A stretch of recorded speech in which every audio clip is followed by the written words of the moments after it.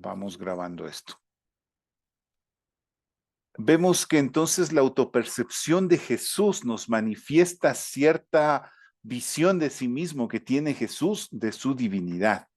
Veíamos tal vez en los casos más interesantes, los de Juan, especialmente en el Yo Soy, que Jesucristo manifiesta pues esta visión de su divinidad. De igual manera, o sea, si ya voy más allá de la autopercepción, el Evangelio de Juan tiene un peso respecto del tema de la divinidad desde el mismo prólogo. Juan capítulo 1, versos 1 hasta el 19, si mal no recuerdo, todo ese cántico a Logos es una muestra de esa concepción que tiene la iglesia de la divinidad de Cristo, la iglesia primitiva, porque a veces se piensa que como que fue invento posterior la idea de la divinidad de Cristo, como que a veces incluso he visto en algunos foros en Facebook que suelen decir que recién fue Constantino el que divinizó a Cristo y nada que ver. El Evangelio de Juan ya nos da una visión de la divinidad de Cristo en su mismo prólogo. Ahí nos habla en el verso 14 o 19, creo que es cuando dice, y aquel verbo fue hecho carne y habitó entre nosotros y vimos su gloria, gloria como del unigénito del Padre, lleno de gracia y de verdad. Ese verso es clave en el tema de la divinidad de Cristo. Vemos pues, pero volviendo acá al tema de la autopercepción de Jesucristo, vemos algunos textos que nos hablan de esa visión que tiene Cristo de sí mismo como divino. La comprensión bíblica de Jesús. Acá ya vamos a lo que les diga. Justo me estoy adelantando en este sentido.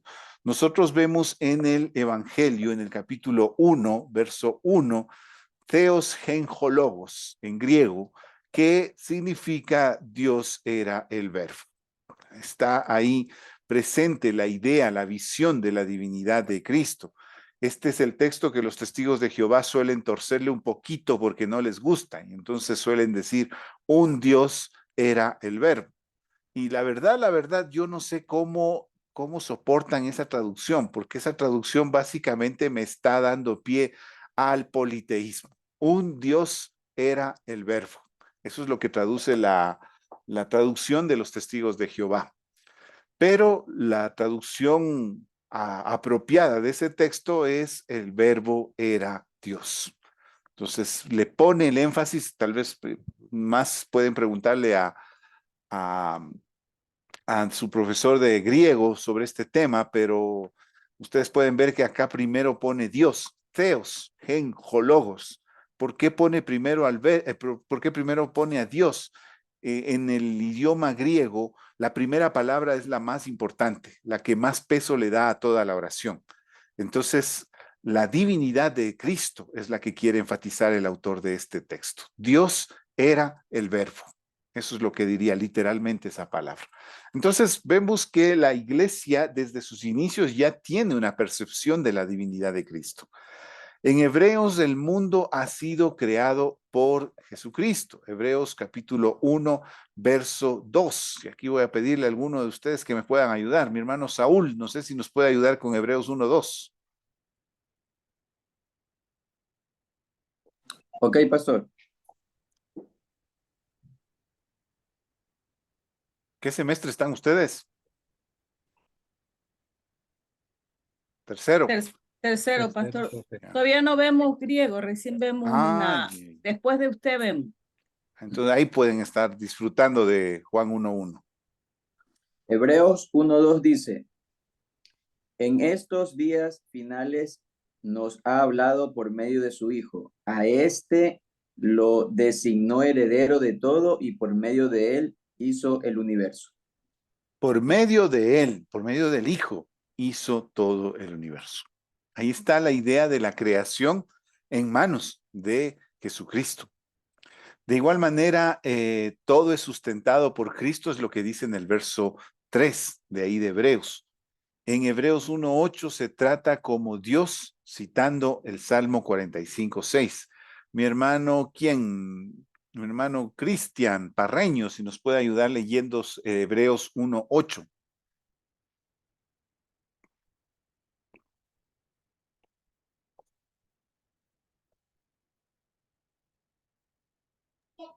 A ver, Hebreos 1:8 dice, Mas del Hijo dice, tu trono, Dios, por el siglo del siglo, cetro de equidad es el cetro de tu reino. Ujú. Noten ustedes que ese texto que en el Salmo, en el Antiguo Testamento, está referido a Dios, el texto, el autor de Hebreos lo hace referente al Hijo, que lo primero que dice ahí en Hebreos es, y del Hijo dice, y ahí cita el Salmo. Entonces está asumiendo que esa porción del Salmo 45:6 se refiere a Jesucristo. Entonces le da esa autoridad de la divinidad a Cristo en ese texto Hebreos. De igual manera, en Colosenses 1 del 15 al 20 se le designa como la imagen del Dios invisible, el creador de todas las cosas, tanto las visibles como las invisibles. Y en Colosenses 2:9 se habla de la plenitud de la divinidad que está en él. Entonces, Colosenses también tiene bastante peso. El capítulo 1 de Colosenses, bastante énfasis en la divinidad de Cristo. Entonces, los primeros cristianos consideraron la divinidad de Cristo. No es que se inventó después, no es que fue añadido posterior, como a veces se escucha especialmente entre los más liberales. A veces se considera como que fue ya una de las cosas que suele decirse es que fue el vínculo con el gnosticismo de los griegos lo que hizo que los cristianos comenzaran a ver a Jesucristo como divino. Fue la conexión con las tradiciones egipcias en Alejandría, las que hicieron que el cristianismo viera en Jesucristo como un Dios que resucita, haciendo relación con una tradición de un Dios egipcio que supuestamente resucitaba en cada primavera. Entonces, pero no tiene nada que ver, porque ya desde sus orígenes, ya desde Jerusalén, ya la iglesia tiene esta visión de Jesús como divino. Es pues esto lo que vamos percibiendo en estos textos. Quizás uno de los más importantes en ese sentido sea el de Hebreos, por una razón. El del Evangelio de Juan tal vez sí hay una cierta relación con el paganismo, con el pensamiento helénico, porque se nota que está discutiendo con los gnósticos. Entonces, por ahí tal vez podrían decir, ahí está, eso fue simplemente por lo que los gnósticos decían, que los cristianos lo asumieron. Podría también pasar con el caso de Colosenses. Algunos dicen que el texto de Colosenses se nota cierta influencia del gnosticismo. Puede ser, pero en Hebreos no cuadra, porque Hebreos es un texto hecho para judíos. No tiene influencia griega ese texto. Ese texto es puro judaísmo. La forma como es presentado el texto de Hebreos es como una especie de exposición para la sinagoga judía, donde se va argumentando con las reglas que el judaísmo daba para la argumentación en base a los textos del Antiguo Testamento. Todo el texto de Hebreos tiene un fuerte fundamento judío y ese texto lo pone a Jesucristo como divino, como Dios. Entonces, desde sus orígenes, la iglesia tiene esa percepción de la divinidad de Cristo. Incluso hay otra frase que no está acá, que lo dice un teólogo que se llama Joachim Jeremías, que es uno de los más importantes en el estudio de la cultura judía del tiempo de Jesucristo. Él se enfoca en una frase que solía decir Jesucristo, amén, amén, y continuaba la frase, que nuestras traducciones lo han traducido como de cierto os digo. Así es como ustedes lo encuentran en la Reina Valera. Pero donde dice de cierto os digo, lo que Jesucristo decía era amén, amén, y luego continuaba. La palabra amén significaba así sea, y era una especie de afirmación a la oración. O sea, termino la oración diciendo amén. Deseo y anhelo que así sean las cosas. Pero Jesucristo la pone al inicio de la oración, no la pone al final. Ese amén está al inicio de alguna palabra que va a decir. Es como si Jesucristo dijese, mientras que ustedes como seres humanos terminan la oración anhelando que el Padre haga algo, yo como persona que tiene la autoridad del Padre, les digo que esto es un así va a ser. Entonces, esa frasecita también es otra evidencia de que Jesucristo también tenía cierta concepción de su divinidad. Y pues Por eso se atreve a decir tan fácilmente, amén, amén, en algunos casos cuando él está hablando. Otros textos que encontramos en este sentido es Pablo declarando a Cristo como juez de toda la tierra. Si nos pueden ayudar a ir leyendo, tal vez mi hermano Manuel Adínez, ayúdenos con 2 de Timoteo 4:1 y Víctor Palomino con 2 de Corintios 5:10. En tercer semestre sí leen todavía la Biblia, ¿no es cierto? Pero por supuesto, pastor, ¿qué pasó? Amén, gloria a Dios. Amén y amén. A ver si estaban despiertos. Segunda de Corintios 5:10. Primero 2 de Timoteo 4:1. A ver, te encarezco delante de Dios y del Señor Jesucristo, que juzgará a los vivos y a los muertos en su manifestación y en su reino. Ahí ustedes tienen que Pablo está diciendo que Jesucristo va a ser el que juzgará a los vivos y a los muertos, no Dios Padre.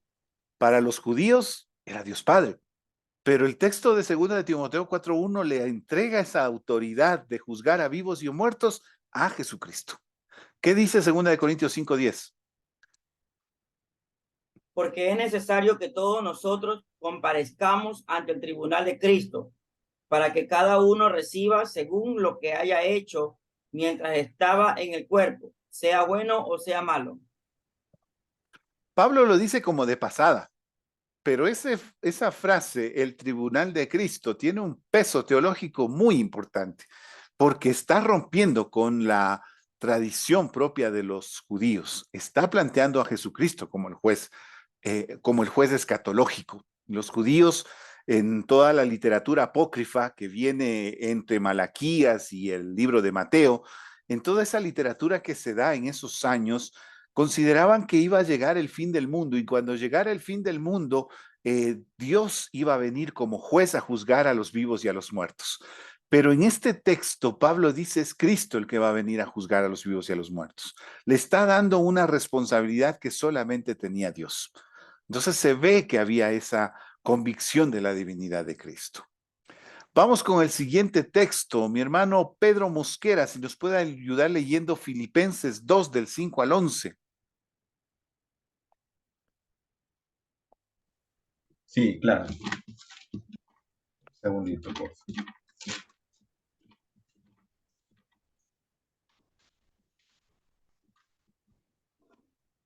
Ya, dice la lectura. Haya pues en vosotros este sentir que hubo también en Cristo Jesús, el cual, siendo la forma de Dios, no estimó el ser igual a Dios como cosa a que aferrarse, sino que se despojó a sí mismo, tomando forma de siervo, hecho semejante a los hombres, y estando en la condición de hombre, se humilló a sí mismo, haciéndose obediente hasta la muerte y muerte de cruz. Por lo cual Dios también le exaltó hasta lo sumo y le dio un nombre que es sobre todo nombre, para que en el nombre de Jesús se doble toda rodilla de los que están en los cielos y en la tierra y debajo de la tierra, y toda lengua confiese que Jesucristo es el Señor, para gloria de Dios Padre. Ahí tienen ese himno espectacular como para pasarse un año entero predicándolo desde ese texto. Ahí ustedes tienen bastante teología. Primero, empecemos por el final. Al final dice que Jesucristo, toda lengua confiese que Jesucristo es el Señor.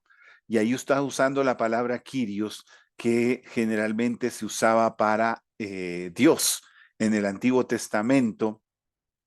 Bueno, de aquí ya tengo que explicar otra cosa también, ¿no? En el Antiguo Testamento, los judíos, cuando tradujeron la Biblia del hebreo al griego, no tradujeron el nombre de Jehová, sino que en lugar de poner Jehová, pusieron Señor, por el respeto y la reverencia que tenían para el nombre de Dios. No lo traducían. Entonces, ellos fueron los primeros que hicieron este cambio. Hoy en día, a veces, algunos, me acuerdo yo hace un par de años que había todo un conflicto, pastores que decían que la nueva versión internacional no valía porque en lugar de poner Jehová estaba poniendo Señor, pero no son los primeros que hacen eso ellos. Ya en los tiempos de Jesucristo la Septuaginta hizo eso, puso Señor cada vez que se refería a Dios y era por un respeto al nombre de Dios. Y Lo interesante en este texto que leemos es que ese término Señor que se refería a Dios, el texto que estamos leyendo lo refiere a Jesucristo. Lo pone a Jesucristo como Señor.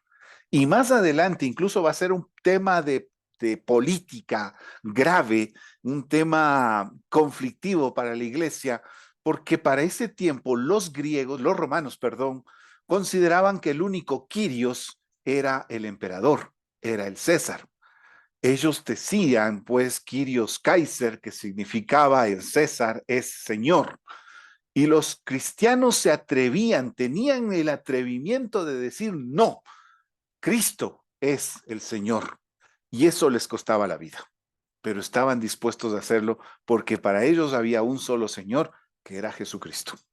Y es pues a Él a quien llaman Señor, y en este texto, en este poema, porque es un poema el que es, o sea, está construido como un poema, menciona a Jesucristo como Señor. Toda lengua, toda tribu, toda nación confesará que Jesucristo es el Señor. Y por si acaso se descuida y se piensa que estamos reemplazando, sustituyendo a Jesucristo, o estamos poniendo a Jesucristo en lugar del Padre, termina diciendo el texto, para gloria de Dios Padre. Ahí me menciona las dos personas de la Trinidad. Pero si subo hasta el inicio de este texto, hasta el verso 5, me encuentro con otra cuestión muy interesante.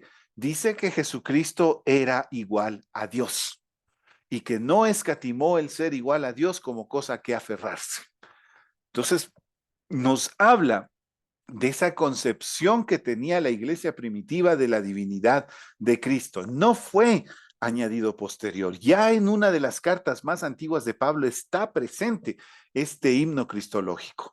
Algunos le tratan de torcer un poco porque no les gusta esta idea, pero está presente en el inicio mismo la convicción de la iglesia de que Jesucristo es Dios.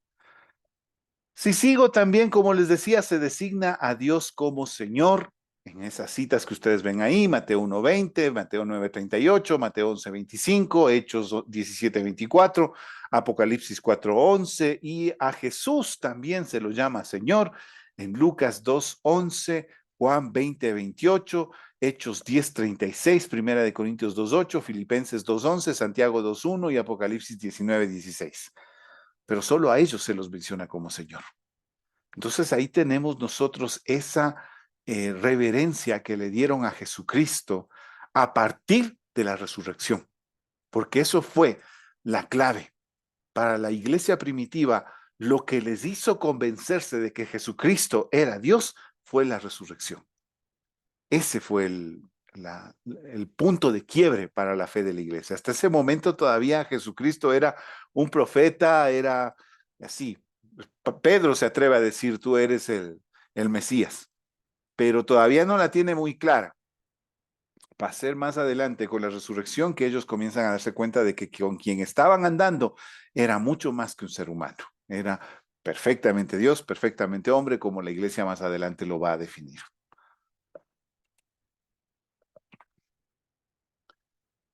El otro elemento que también se menciona para el tema de la divinidad de Cristo es su resurrección, precisamente. La resurrección anunciaba el fin del mundo para un judío del siglo I. Los judíos estaban convencidos, otra vez vuelvo a los textos apócrifos, cuando yo leo los apócrifos de ese tiempo, estos textos me hablan de la resurrección como una señal del final de los tiempos. Cuando se dé la resurrección, cuando se comience a ver las resurrecciones, entonces significará que el fin de los tiempos está cerca. Y ustedes ven que se da un par de resurrecciones por ahí. Primero se da la resurrección de Lázaro, pero también dice el texto de Marcos, que es el único que lo relata, que cuando Jesucristo murió, algunos salieron de sus tumbas. Eso lo encuentran en Marcos. Entonces, justamente para los judíos de ese tiempo, estos eran señales de que el final de los tiempos se estaba acercando. Así es como lo entendían. La resurrección evidencia la aprobación de Dios de la obra de Jesús. Y es que es obvio, si es que Dios no estaba de acuerdo con la obra de Jesucristo, ¿cómo es que lo resucita? ¿Para qué lo resucita y le da confirmación a todo lo que ha enseñado?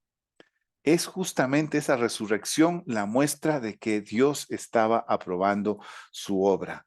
La resurrección anuncia el carácter sobrenatural de Jesús por una razón, y Jesucristo mismo la dijo. No es que nadie le devuelva la vida, él mismo se levanta de la muerte.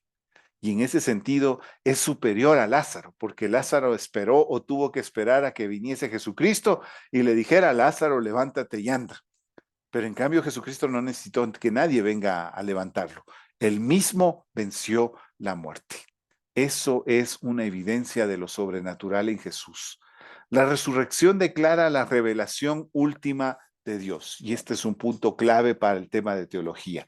Vuelvo a Hebreos capítulo 1, versos 1 al 4. Mi hermano Camilo Vera, si nos puede ayudar leyendo ese texto.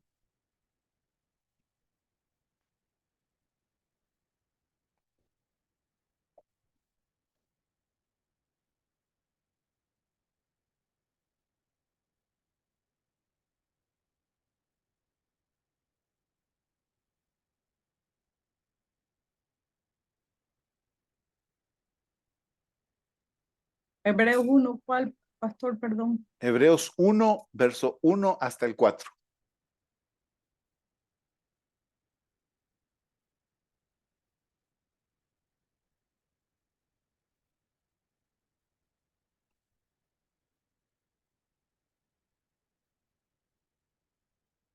Hebreos 1, verso 1 hasta el 4.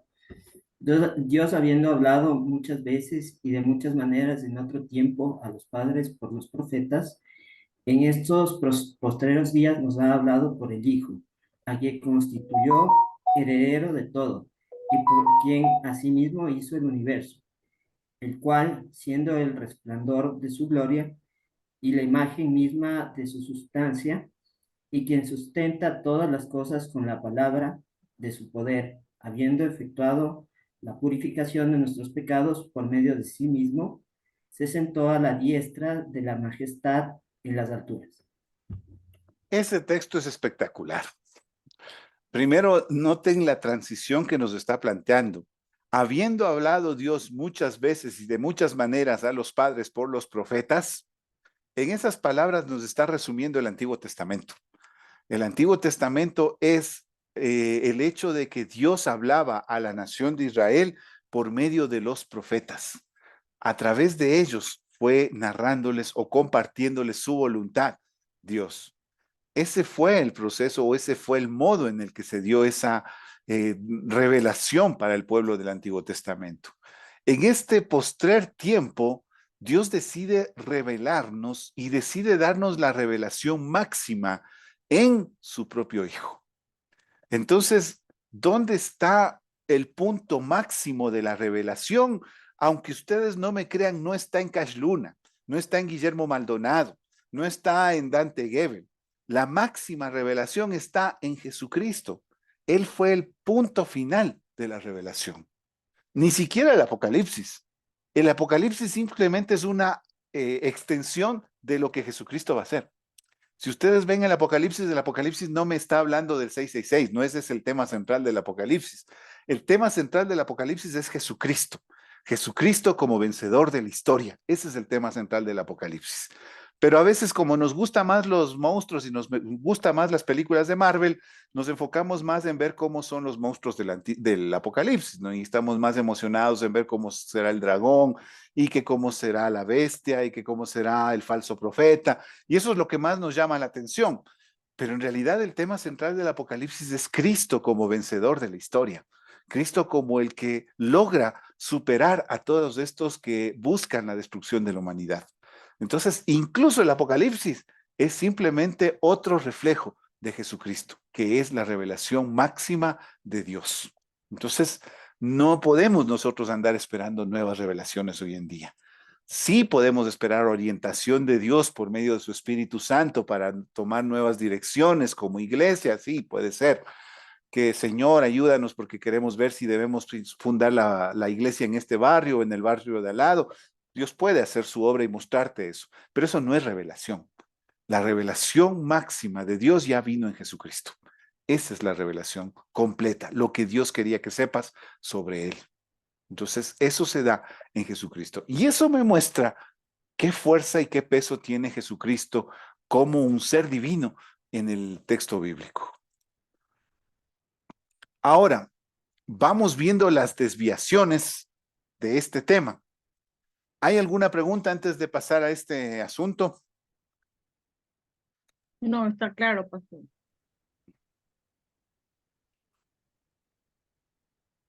Todo bien, entonces seguimos con las herejías, como se les suele llamar. Y aquí ustedes van a darse cuenta de algo. Las herejías no son el producto de personas malas y cizañosas que querían destruir a la iglesia.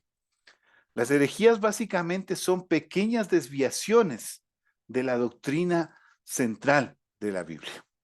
Son a veces simplemente aspectos que se sobredimensionaron y que por eso terminaron convirtiéndose en herejías. Esto vamos a ver cómo nosotros corremos el riesgo de irnos por esos lados, porque a veces podemos estar poniéndole demasiado énfasis a una cosa o muy poco énfasis a otras cosas, y eso nos hace desviarnos. Entonces, vamos viendo cuáles son estas herejías. La primera es la que se llama de los ebionitas. Esta doctrina ya en cierto modo surge desde los mismos tiempos de Jesús, cuando Jesús estaba en vida. Se considera que los ebionitas en cierto modo son aquellos que siguieron a Jesús, no todos obviamente, que siguieron a Jesús, pero que antes estuvieron siguiendo a Juan el Bautista. Ellos consideraron a Jesucristo como un hombre ordinario, pero con una sabiduría y una rectitud inusuales.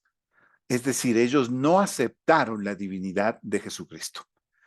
Ellos se mantuvieron como muy buenos judíos en este sentido. Consideraron que solamente había un Dios Padre y que nadie más podía convertirse en un Dios Hijo.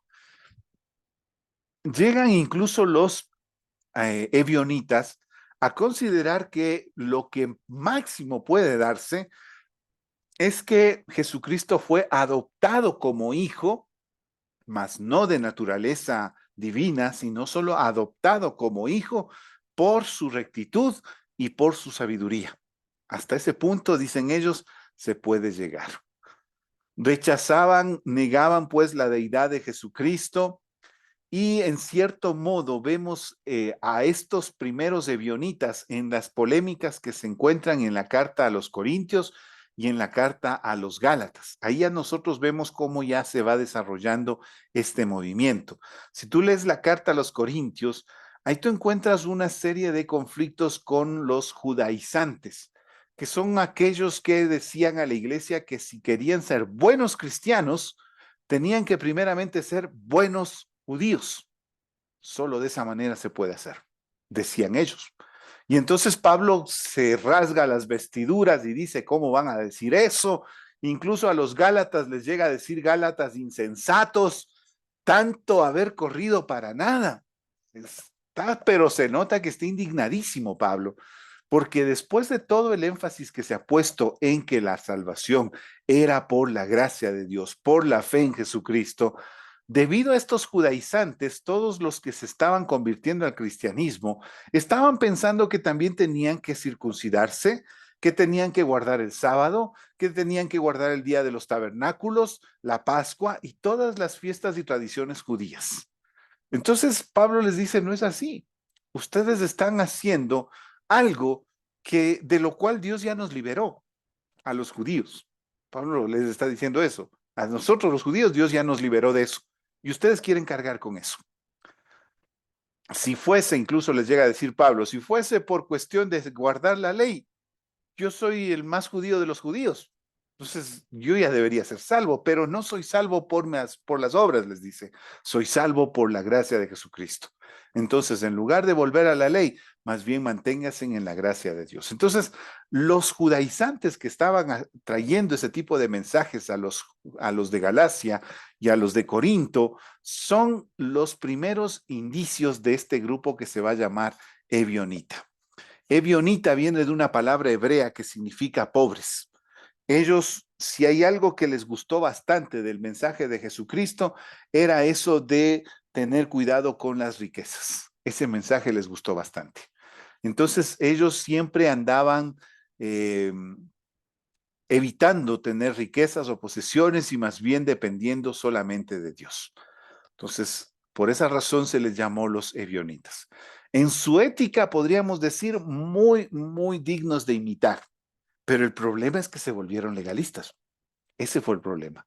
Y créanme que eso pasa constantemente en la iglesia. A veces esa admiración por un modelo ético nos lleva a veces a terminar siendo legalistas. Más adelante eso le va a pasar a un gran teólogo de la iglesia en general, es Tertuliano, si mal no recuerdo, que termina volviéndose montañista, que era un grupo de inspirados, no sé, se autodenominaban profetas y que estaban esperando ya la venida del Señor. Y se va a ese grupo, a esa secta, Tertuliano, porque consideraba que su ejemplo de vida era mucho más alto que el de la iglesia en la que él estaba asistiendo. Y así pues Tertuliano, que fue un gran teólogo para la iglesia cristiana, termina mal por su obsesión con la rigidez en la parte ética. Es bueno que nosotros busquemos ejemplos éticos, pero no nos olvidemos que la salvación es por gracia, no por mantener altos, elevadísimos cánones éticos. Está bien, vuelvo y repito, tener esos elevados cánones éticos, pero cuidado con que se nos vuelvan puro legalismo. A ver, ahí estamos entonces. Ese es el de los ebionitas. ¿Qué les parecen los ebionitas? ¿Alguno acepta a los ebionitas en su corazón? Por supuesto que no. Ya. Pero hay una cosa, pastor, somos todavía muy religiosos. Y esa es una de las grandes zancadillas que nos hacemos nosotros mismos, los que nos decimos creyentes y que creemos en el Señor Jesucristo. Decimos y proclamamos que el Señor Jesucristo nos salva, pero muchas veces, en vez de agarrarnos del Señor Jesucristo, nos agarramos en nuestra propia religiosidad. Y es una zancadilla que nos estamos haciendo nosotros mismos. Ahí es donde necesitamos la reflexión. Ahí es donde necesitamos analizar hasta qué punto lo nuestro es un verdadero seguimiento de Cristo y hasta dónde se ha vuelto solamente tradición. Tenemos que tener cuidado. Todos tenemos que tener cuidado porque a todos nos puede afectar eso. Entonces, como les dije, simplemente es una desviación. Caso de los ebionitas, su ética, una maravilla. Su comprensión de lo que era el Jesús histórico, muy interesante. Pero negaron la divinidad de Cristo. Y ahí fue el fallo. Entonces hay que ser sabernos examinar, saber examinar cómo estoy yo llevando mi fe. Vamos con el siguiente, la otra desviación histórica, el arrianismo. Y aquí yo les estoy poniendo esta foto, este cuadro de un rey visigodo que tiene su sentido esta presentación. Este rey visigodo llegó a ser rey en España. Los visigodos venían desde el norte de Alemania, bajaron hasta la zona de Grecia. Luego, como no se lograron adaptar en Grecia, avanzaron hasta Italia. En Italia fueron rechazados, siguieron avanzando por la zona de Francia y terminaron quedándose a vivir en España. Así que España tiene una fuerte herencia visigoda. Y lo interesante es que este rey, se me escapa el nombre, pero este rey visigodo decide aceptar el cristianismo. Ellos eran paganos, pero decide aceptar el cristianismo. Pero ahí viene el pero. Acepta el cristianismo arriano. Ese va a ser el cristianismo que va a seguir el pueblo español visigodo durante aproximadamente casi 7 siglos. Este rey acepta el cristianismo arriano en el siglo VII, después de Cristo. Y ahora sí, Bueno, avanzo un poquito más en esta historia. Este, este cristianismo arriano, aun cuando después va a ser rechazado, porque ya era una herejía y ya los que vienen después de este rey comenzaron a darse cuenta de que era una herejía el arrianismo y se volvieron al cristianismo católico, de todas maneras mantuvieron ciertos elementos del arrianismo. Y esos elementos del arrianismo nos los trajeron a nosotros acá a América Latina. El catolicismo español tiene raíces arrianas. Eso es a lo que quiero yo llegar. Ahora sí, veamos cómo era el arrianismo. Todo empieza con este personaje, Arrio. Todo lo que no sea Dios ha sido creado por Dios, decía Arrio. Solo Dios es no creado y eterno. Hasta ahí todo bien. Es la doctrina que todos compartimos. Ahora, lo que dice él es, el verbo es considerado la más alta de todas las criaturas de Dios. Ahí es donde tú tienes que poner el ojo. Recuerdo que alguna vez estaba predicando sobre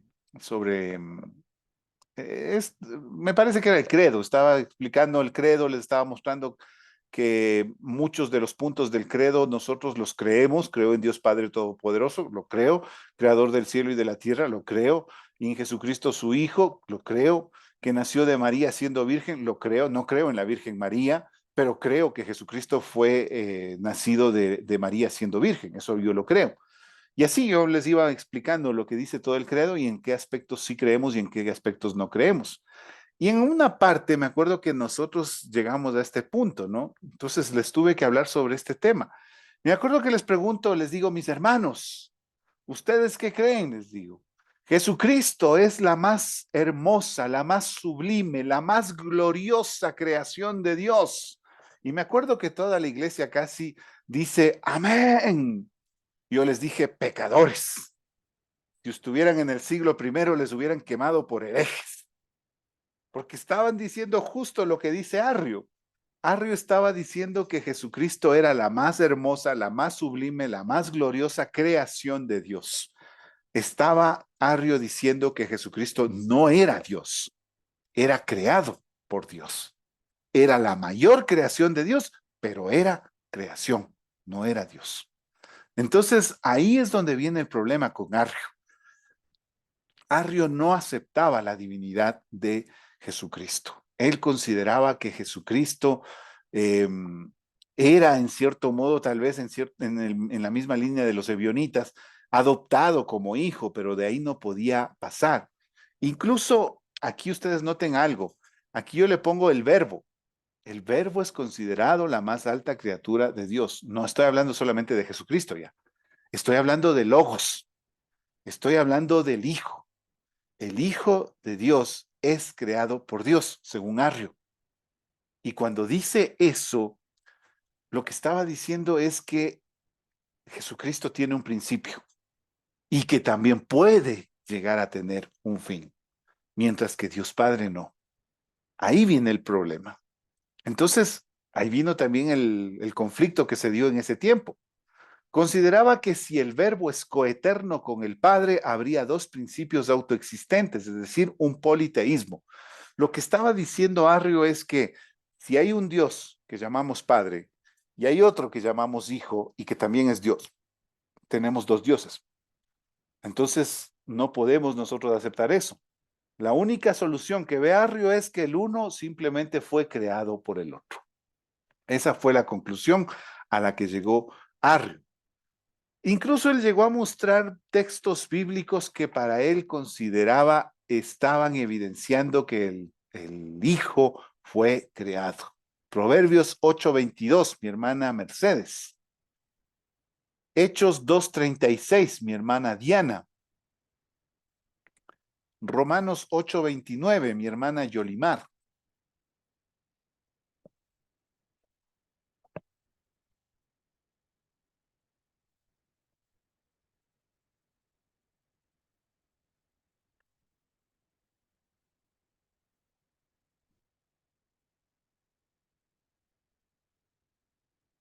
Proverbios 8:22.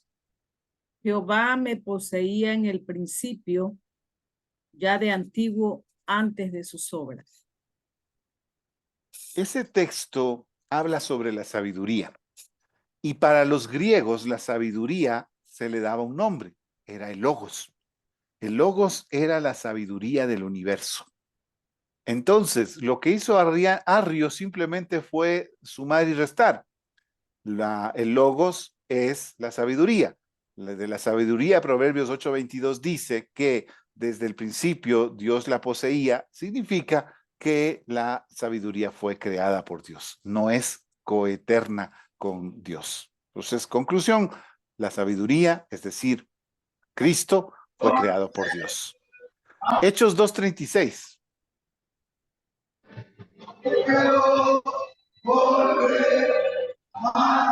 Sepa pues, ciertis, Mi hermana Dianita, le acabo de eso, perdón. Adelante. sepa pues ciertísimamente toda la casa de Israel, que a este Jesús, a quien vosotros crucificasteis, Dios le ha hecho Señor y Cristo. Ese texto para Arrio demostraba que Jesucristo no era Dios, que fue hecho Señor y Cristo debido a la resurrección. Entonces, para Arrio, esa es una evidencia de que Jesucristo fue constituido como divino, pero por Dios, es decir, está a un nivel por debajo de Dios. Romanos 8:29. Porque a los que antes conoció, también los predestinó para que fuesen hechos conforme a la imagen de su Hijo, para que Él sea el primogénito entre muchos hermanos. El uso de la palabra primogénito para referirse a Jesucristo nos hablaría de que no es uno con Dios, sino que es el primogénito de la creación. Entonces ahí estaría otra vez ese detalle. Textos que presentan al Padre como el único Dios verdadero, tenemos Juan 17:3.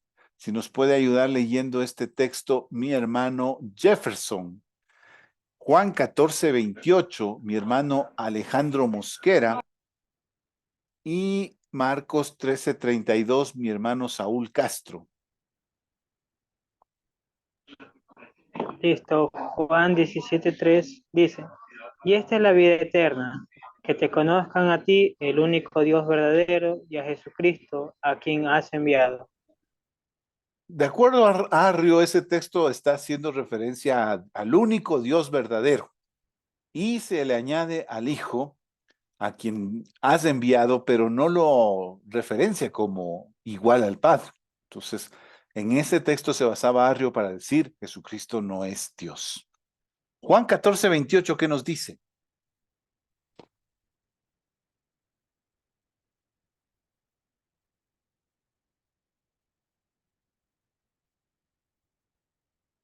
Le tocaba a mi hermano Alejandro Mosquera.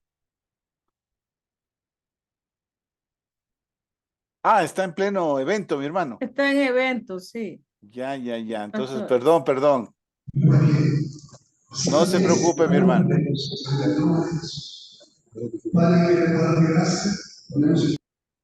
Listo. Entonces, mi hermana Michelle nos puede ayudar con Marcos 13:32.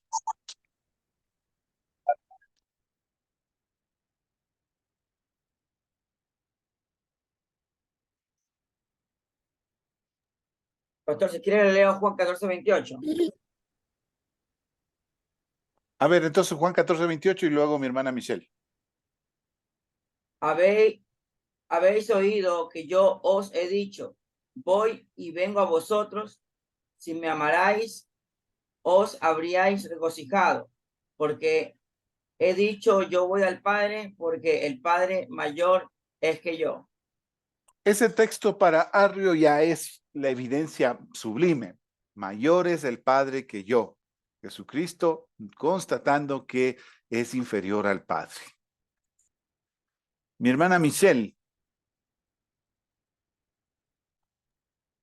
Marcos 13:32 dice, pero de aquel día y de la hora nadie sabe, ni aun los ángeles que están en el cielo, ni el Hijo, sino el Padre.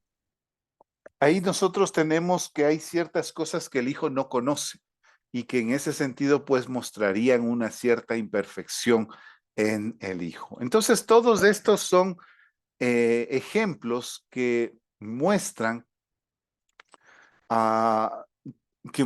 de acuerdo a Arrio que Jesucristo no podía ser Dios.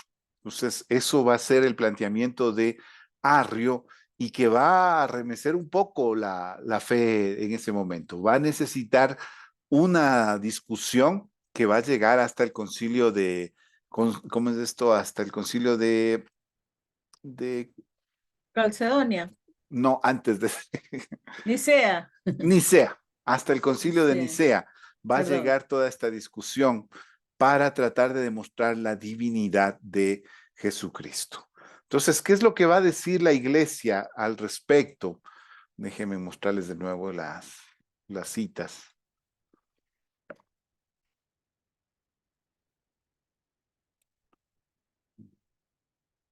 Aquí es. A ver, con respecto a Proverbios, por ejemplo, la iglesia va a considerar que no podemos nosotros tomar como referencia Proverbios 8:22 para referirnos a Jesucristo, porque lo que Arrio estaba haciendo era mezclar conceptos griegos con conceptos judíos, y ahí estaba el fallo. Entonces, en ese sentido, la iglesia va a decir no se puede hacer ese tipo de mezclas. Desde sus inicios, la iglesia considera que hay que tener cuidado con ese tipo de referencias. En el otro caso, Hechos 2:36, déjenme abrir el texto.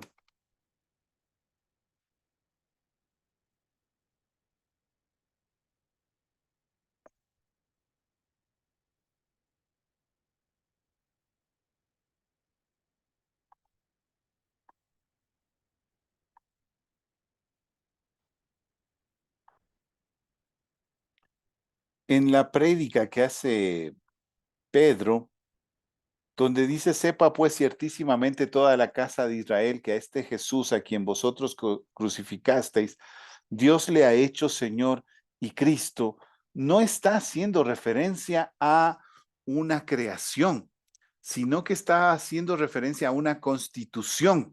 Es decir, lo está declarando delante de los hombres algo que ya era previamente. La divinidad de Cristo que estaba oculta se hace visible en la resurrección.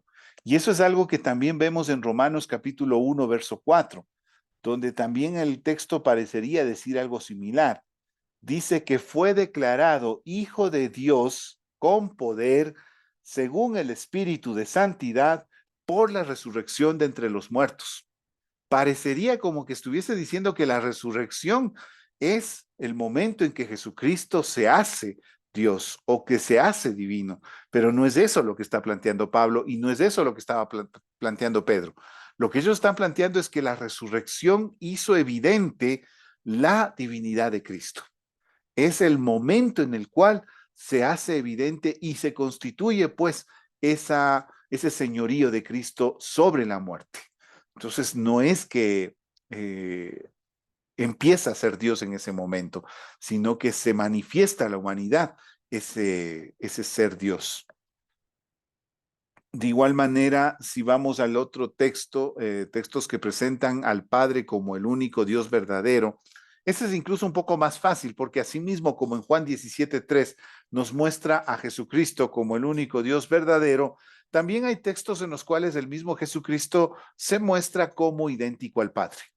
Entonces, en el mismo Evangelio de Juan. Entonces, es como que Arrio aquí toma un texto suelto y lo usa para sus conveniencias, mientras que el resto del Evangelio de Juan más bien enfatiza la comunión que existe entre el Padre y el Hijo. Constantemente Juan lo está mencionando, bueno, Jesucristo lo está mencionando. El que me ha visto a mí, ha visto al Padre, le llega a decir a Felipe cuando le está preguntando por el Padre.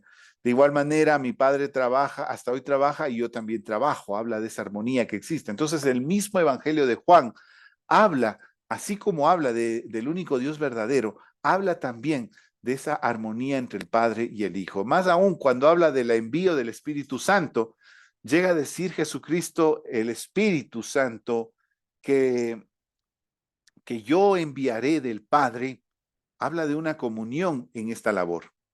Y en otro texto, Jesucristo mismo dice, el Espíritu Santo que el Padre les enviará de mí. Entonces, está cambiando la idea, pero está mostrando esa unidad en la acción entre el Padre y el Hijo. Así pues, textos que implican la inferioridad del Hijo. En cambio, en estos textos, el cuestionamiento que le hizo la iglesia a Arrio es que estos textos nos hablan de Jesús en tanto está aquí en la tierra. Esos textos nos muestran la inferioridad del Hijo, pero solamente en el momento en que está aquí en la tierra.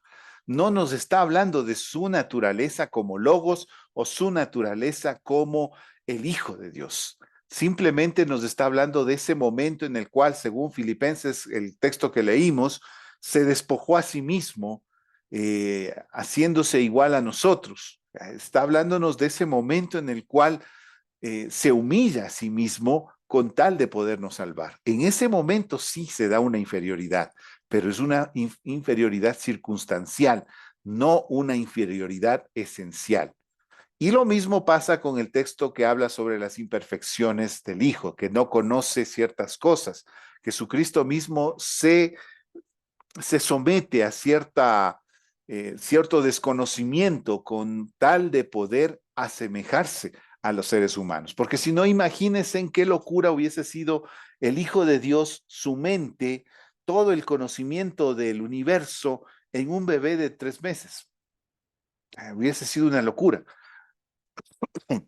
Lo que hace Jesucristo es justamente frenar, o más bien dicho, limitar su posibilidad de uso de sus facultades, de sus atributos, para poder seguir desarrollándose como un ser humano.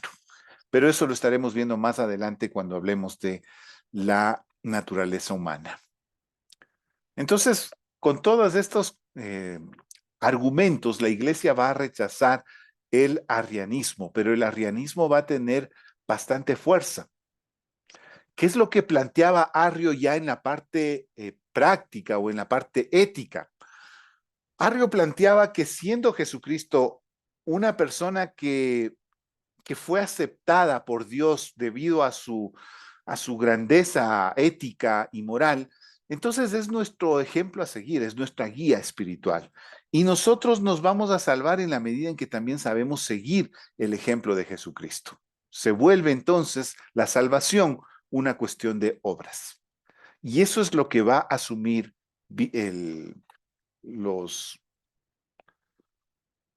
lo que van a asumir los visigodos cuando aceptan el cristianismo arriano.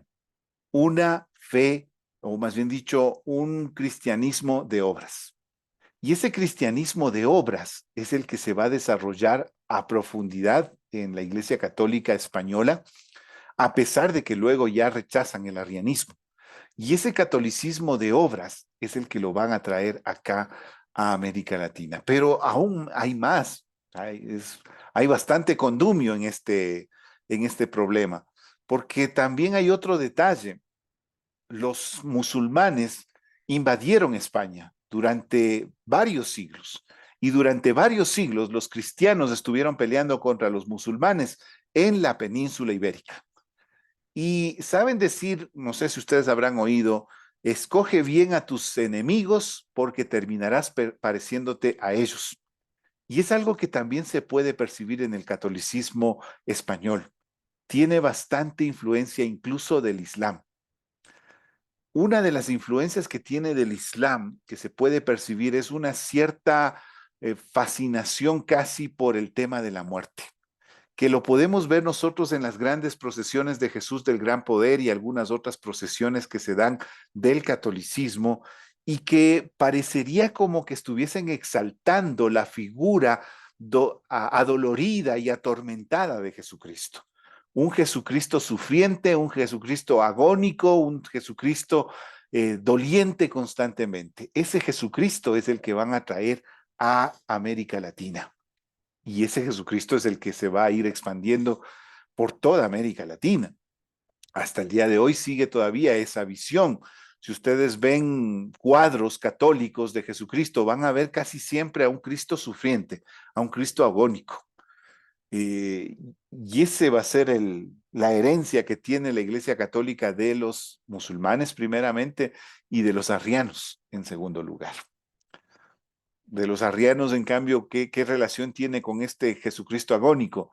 Que no les interesa el ser divino, lo que les interesa es el Cristo agónico, el Cristo sufriente, ese ser que estaba en esta tierra, que era humano, pero que sufrió bastante para poder llegar a Dios. Entonces, todo eso va a ser lo que nos van a traer los católicos españoles hasta acá. Y una anécdota, en cierta ocasión estaba en una biblioteca, estaba en una librería católica, estaba curioseando libros y entonces se acerca un sacerdote católico de la zona me parece que era de Ucrania él. Se acerca y comenzamos a conversar sobre libros.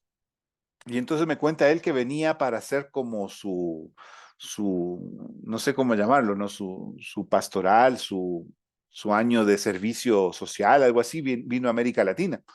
Entonces le pregunto, ¿no? ¿Y qué te parece? ¿Cómo has visto la iglesia acá en América Latina? Y este sacerdote católico me dice, horroroso, me dice. No me imaginé que América Latina fuese tan pagana. Yo ese rato, a ver, ¿eres católico o no eres católico? Entonces me dice, mira, lo que yo he podido ver acá, yo había estudiado sobre este tema, yo había estudiado sobre el problema de la religiosidad popular latinoamericana, que la religiosidad popular latinoamericana le da mucho énfasis a los santos, mucho énfasis a las procesiones, mucho énfasis a los Cristos crucificados. Pero cuando llegué acá fue un impacto terrible. La iglesia no conoce, o sea, los creyentes no conocen el evangelio. Eso es lo que yo puedo afirmar al final, me decía este sacerdote. Yo decía, pero ¿no es así allá en Ucrania? Me decía, no, no es tan fuerte la pasión que tiene la gente por los santos, por la devoción que acá yo veo que a veces incluso quieren forzar a los santos. Y ustedes saben, ¿no? San Antonio de cabeza, ponle de cabeza y te da novio. Entonces, toda esa idea que acá en nuestra América Latina hay, que no es tan fuerte en otras partes, pero todo eso tiene su trasfondo en el catolicismo español. Desde ahí vino todo ese énfasis. Y ahí es donde a mí personalmente me gusta un poema de Antonio Machado, que Joan Manuel Serrat lo hizo canción, que se llama Saeta, donde habla justamente de ese Cristo crucificado, de ese Cristo siempre siempre con sangre en las manos, siempre por desenclavar. Y él dice, hoy no quiero cantar a ese Cristo del madero, ahora quiero cantar al que anduvo en la mar. Y entonces comienza a hablar de ese Jesucristo que venció sobre la muerte, de ese Jesucristo que venció sobre las aguas que estaban en ese momento atormentando a los discípulos. Y habla pues este Antonio Machado sobre ese Jesucristo vivo y victorioso, que la Iglesia Católica Española no lo reconocía. Y Antonio Machado es un poeta español. Él es uno de los que empieza ya a cuestionar esta manera de ver a Jesucristo siempre como un sufriente. Sí, es un siervo sufriente, es lo que dice Isaías, pero no se queda solamente ahí. Eso también debemos reconocer. Hasta ahí me quedo con esta primera parte. Cuéntenme, ¿qué les parece? ¿Cuántos arrianos hay en esta clase? Cuéntenme.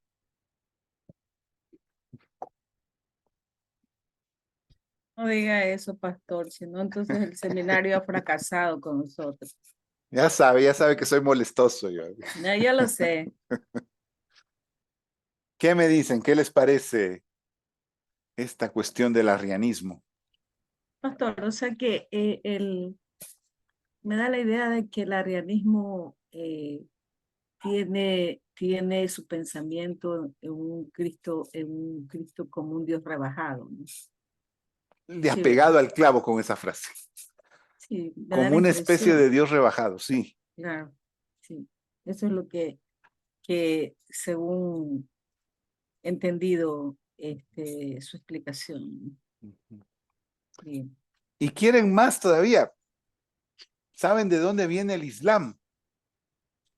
Mahoma, o Mohamed, como lo llaman los árabes, su familia estaba constituida por cristianos arrianos.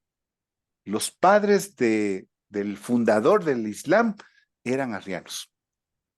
El Islam, en cierto modo, es una variación del cristianismo arriano. Y ustedes pueden ver que en el Islam Jesucristo es un profeta. No pasa de eso. Solo hay un Dios que es Alá. Alá en árabe significa básicamente Dios, o sea, es otra manera de llamar a Dios. Y Jesucristo es uno más de los profetas. Y el máximo profeta de todos es Mohamed. Pero Mohamed viene de esta raíz, ¿cómo es esto? Arriana. Mi hermano Pedro. A propósito, eso me llamó bastante la atención. El video que teníamos que ver el día de hoy, hablaban justamente de aquello, ¿no? De que ellos hablan de Jesús, lo reconocen a Jesús, pero hablan de que incluso va a regresar Jesús, dice, y Dios lo va a enviar nuevamente, decía ahí este musulmán, ¿no? Me llamó muchísimo la atención. Eso yo, primera vez que escucho ese asunto. Lo ponen ahí, dice, sí, el máximo profeta de Jesús, ahí decía eso me llamó mucho la atención a escuchar. Yo no sé si es un musulmán ya muy liberal el que dijo eso, porque él contradice esto de decir que Mahoma es el máximo profeta de Dios. Dice, no, Jesús es el máximo profeta de Jesús y va a venir por segunda vez aquí en la tierra. Eso me llamó muchísimo la atención en ese documental en análisis. Sí, pero como les digo, o sea, todo el Islam tiene esa raíz arriana.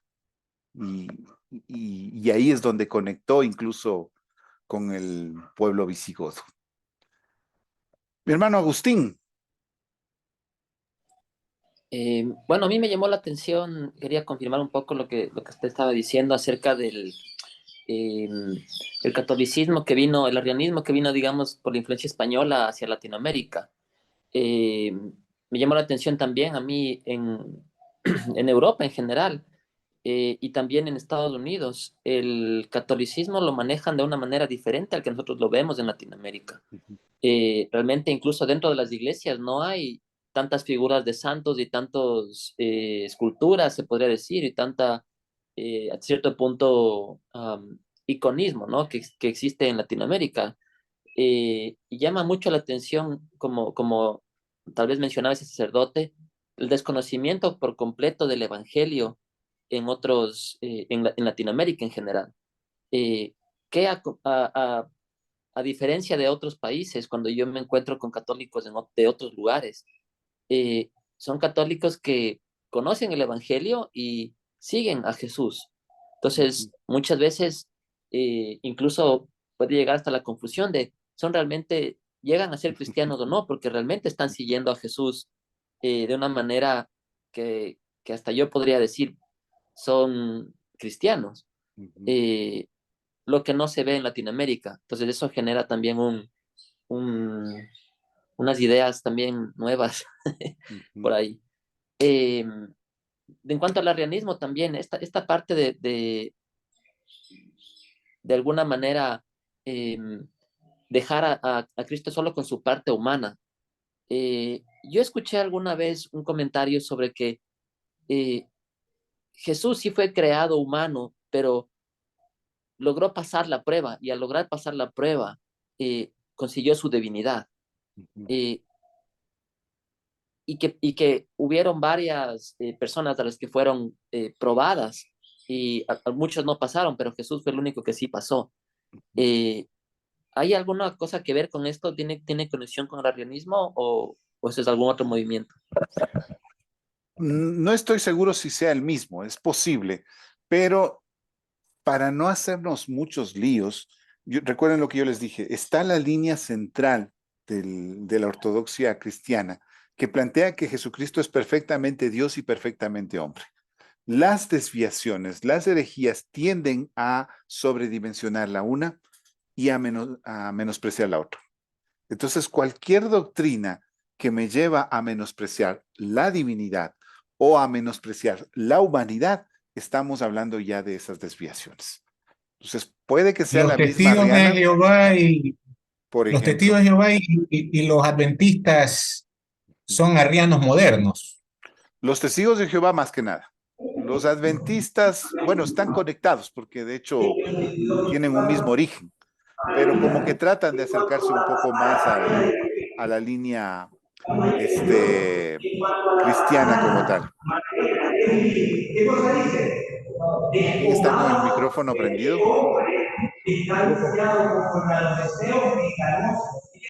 Ahí estamos ya. Entonces, pero los testigos de Jehová sí, prácticamente son tataranietos de los arrianos. Eso sí, no cabe duda.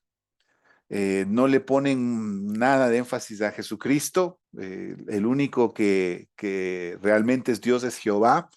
Y todo este tema pues está presente en los testigos de Jehová. Pero es de ese punto, ¿no? Y ojo, vuelvo y repito, recuerden, a veces nosotros mismos podemos estarle dando demasiado énfasis a un lado y menospreciando el otro. Hoy en día, por ejemplo, mucha de la alabanza que yo escucho en las iglesias es alabanza que exalta bastante la divinidad de Cristo, pero descuida la humanidad de Cristo. Muy, muy, muy fuerte se ha hecho exaltar su divinidad. Y ahí estamos nosotros otra vez desviándonos, yéndonos a la divinidad y descuidando su humanidad. Entonces siempre debemos tener cuidado en ese sentido. Solo una pregunta. ¿Cuál es el rol de Kuhlman, por ejemplo, en esto que estamos hablando? Oscar Kuhlman. Sí. Él miraba su teología es desde abajo, ¿cierto? Uh-huh. Sí, ¿no? A ver, no, Kuhlman es desde arriba.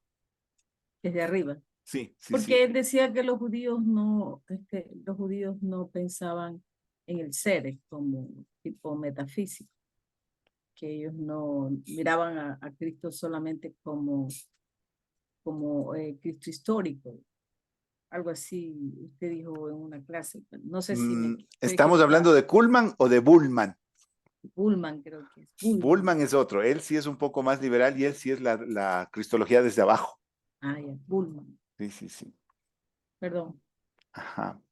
Bullman es desde la cristología desde abajo y de todas maneras la cristología que desarrolla Bullman es una cristología que, ¿cómo les digo? Raya con lo que más adelante vamos a estudiar como el docetismo. Un tipo de herejía que planteaba que Jesucristo era como un fantasma, que en realidad Jesucristo parecía ser humano, pero en realidad no era humano.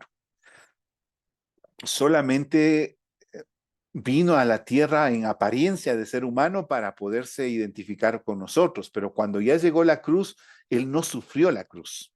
Solamente hubo apariencia de sufrimiento de cruz.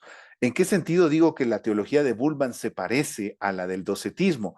Porque Bullman considera que Jesucristo, el Jesús histórico quedó ya en el pasado.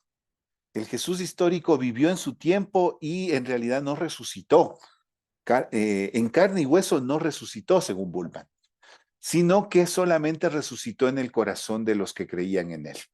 Entonces, desde esa perspectiva, Jesucristo se vuelve una especie de fantasma. No es realmente un ser como tal que esté presente siempre con nosotros o que haya resucitado de la muerte y que haya vencido y que esté a la diestra de Dios Padre. No, simplemente es como una especie de imagen inspiradora para el ser humano, para el resto de la historia. Entonces, en ese sentido se vuelve una especie de docetismo el planteamiento de Bullman. O sea, que Cristo murió en la cruz como hombre. Y ahí quedó. Ahí quedó. Sí, ese es el planteamiento de Bullman.